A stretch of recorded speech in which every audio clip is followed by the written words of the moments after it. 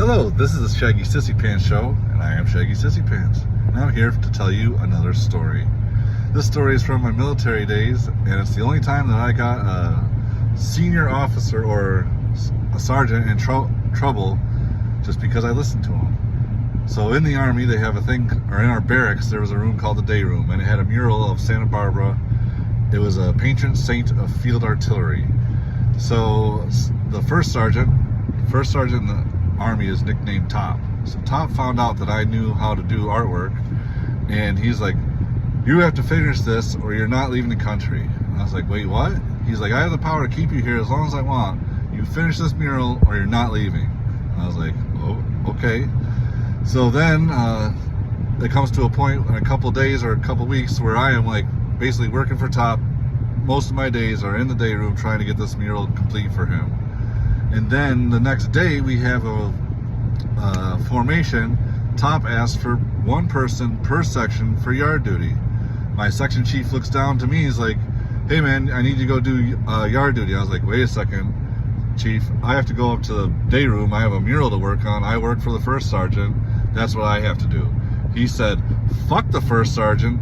You do what I say, and I'll figure this rest out later," or something quite like that. And I was like, okay.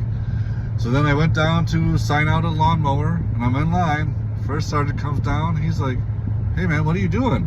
I was like, "Well, I was told to come down here and get a lawnmower by my section chief."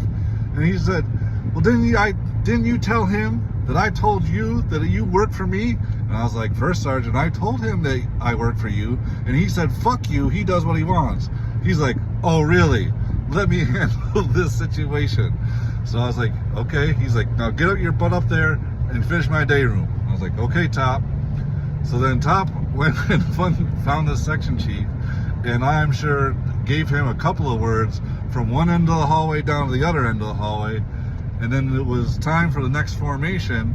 As soon as the leader of the formation said formation ended, my section chief was like, "Yo, up to the day room now." So I know that he got talked to very harshly by the first sergeant, who had just retired, or just came out of doing basic training. So he was very stern anyway. I kind of wish I could have seen that or heard him directly, but I was kind of also glad that I did not. So that's my story about the only time that I got a sergeant in trouble just by listening to him. That's my story. Hope you liked it. I know I did. See you real soon. Bye.